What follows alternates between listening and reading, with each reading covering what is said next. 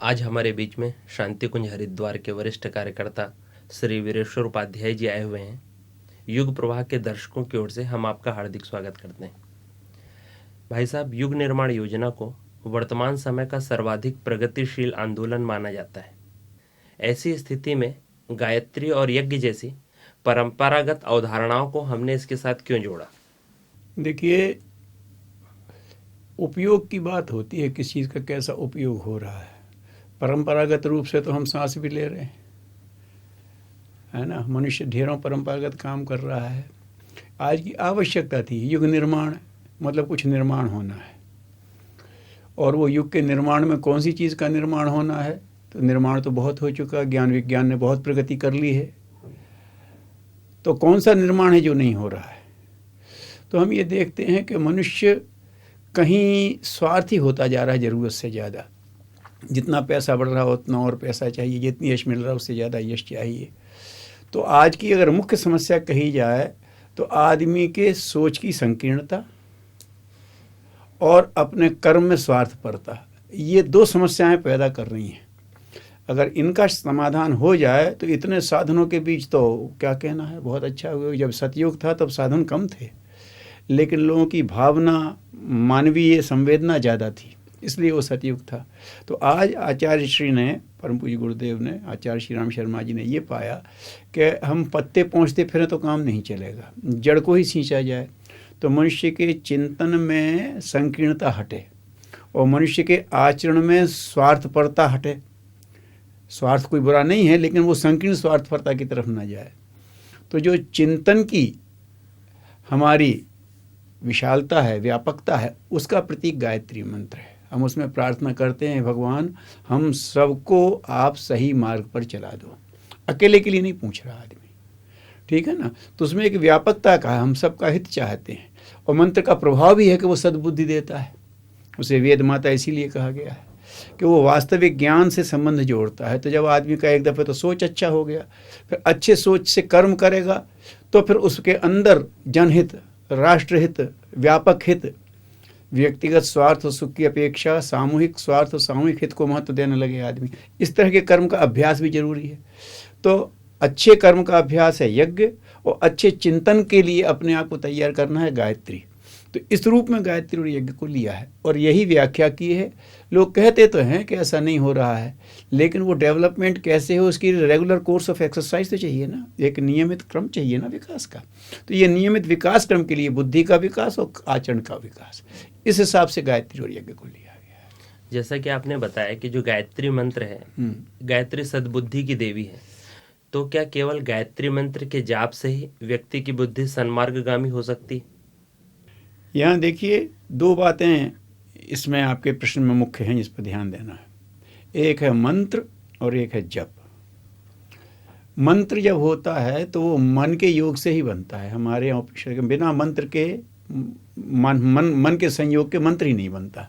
लोग समझते हैं अक्षर का नाम मंत्र है, अक्षर का नाम नहीं है। अक्षर मंत्र को बनाने में सहयोग देता है। और हमारे यहाँ तो उपनिषद ने कहा कि ऐसा कोई अक्षर नहीं है जो मंत्र की तरह प्रयोग नहीं हो सकता, लेकिन उसके साथ भाव होना चाहिए। जैसे मैं आपका स्वागत करूं तो शब्द उसमें हमारे स्वागत के भाव को आप तक पहुंचाएंगे, उसकी प्रतिक्रिया होगी। लेकिन उस समय आप हमारा चेहरा देखें, चेहरा सपाट है तो आप चौंकेंगे, और चेहरे पर तनाव है तो फिर आप हमारा स्वागत स्वीकार नहीं करेंगे। ये हुआ इसका भाव संयोग। तो केवल शब्द की बात है, उसकी बहुत सीमित शक्ति है, लेकिन भाव से जुड़ जाने के बाद उसकी शक्ति बहुत अधिक हो जाती है। तो मंत्र बनता ही जब भाव हो। अब गायत्री मंत्र में जब आदमी ये भाव लेकर के चले कि हे भगवान हम सबको सन्मार्ग के रास्ते पर चला दो, हमको सद्बुद्धि के अच्छे मार्ग पर चला दो, ये भाव है, तो फिर मंत्र बनेगा। कहते हैं उल्टा नाम जपत जग जाना, तो उनका भाव ही प्रधान था वाल्मीकि जी का, जिन्होंने छोटे से शब्द को वो बना दिया मंत्र में। तो अगर मंत्र का जप कर रहे हैं तो आपका मनोयोग तो जरूरी है। अब आता है जप क्यों करते हैं। तो ये मनुष्य का स्वभाव है, अपने चिंतन पर और अपने भावनाओं पर जो बार बार दृश्य आते हैं उसका प्रभाव पड़ता है। रिपीटिशन कहते हैं इसको अपने उसमें। तो ये क्या करता है, टेलीविज़न आप देखिए, ढेरों एडवर्टाइजमेंट ऐसे जिसमें कोई रेशनैलिटी नहीं है, है ना, आप अमुक टूथपेस्ट करेंगे तो सब लोग आपके साथ नाचेंगे थिरकेंगे, कोई उसमें रियलिटी नहीं है। लेकिन वो बार बार रिपीट हो रहा है तो बच्चे को मन पर एक प्रभाव पड़ता है। तो आदमी स्वयं अपने लिए कहते बाहर का वातावरण खराब है तो रहना, तो अपना एक वातावरण बनाओ, एक शानदार वातावरण अपने चिंतन में बनाओ, जिसमें आपको यही लग रहा है कि बार बार नहीं, कोई दिव्य चेतना हमें मदद करेगी और हम अपने संकल्प की ओर बढ़ेंगे और भगवान हमको सबको सद्बुद्धि दे दो। ये जब रिपीटिशन होता है तो हमारे चिंतन को, हमारे मन को, हमारे जो सेल हैं, हमारे जो कोष हैं, इनके अभ्यास को, सबको प्रभावित करता है। तो ये करते करते जब रिपीटिशन होता है आदमी का तो वो कुछ का कुछ हो जाता है आदमी का। तो इसलिए मनोयोग के साथ जब की बात होती है और एक साइकिल फॉर्म हो जाता है, जैसे आप यूँ कुछ फेंकें लेकिन ज़्यादा ज़ोर से नहीं फेंक सकते, लेकिन घुसना होता है, आप घुमा के फेंकते तो बहुत दूर तक जाता है।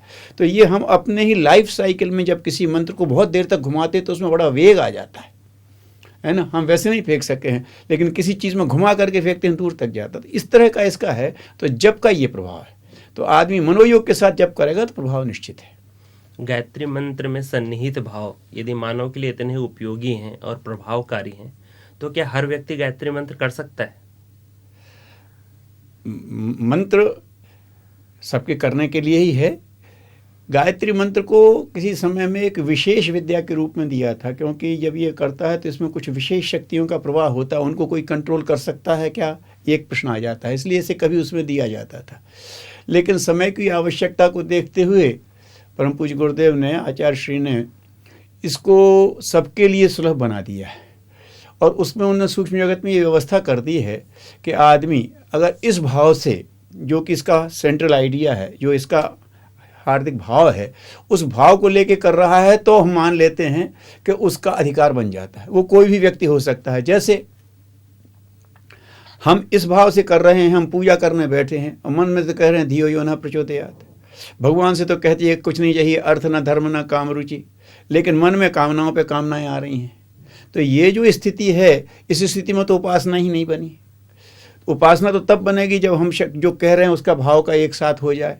तो गायत्री मंत्र के लिए अधिकार तब बन जाता है जब आदमी भगवान को ये कहता है कि हे भगवान, तुम विराट हो, लेकिन हम तुम तक नहीं आ सकते, तो हम तक आते हो और हम आपका वर्णन भी कर सकते हैं, हम आपको धारण भी कर सकते हैं।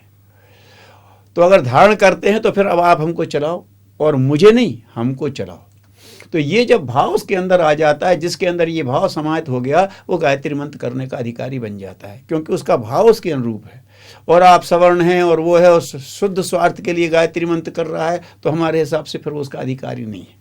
तो भावे ही विद्यते देवा तस्मात् भावो ही कारणम, भावना अगर उसकी सही है तो उसका अधिकारी माना जाता है।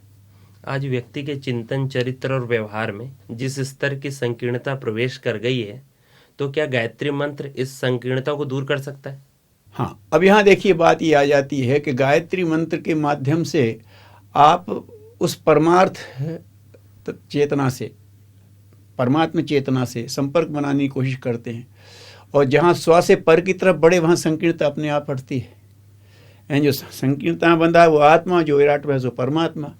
और ये जो हमारे अंदर आत्मा में संकीर्णता आ गई है पदार्थ के से, ये उसके संसर्ग से कम होती है। तो जब हम उसमें जाते हैं, अब आप ये भी कह सकते हैं कि सब भगवान को लेके भी तमाम संकीर्णताएं होती हैं, भगवान के नाम पे भी संकीर्णता होती है, रूप पे भी होती है।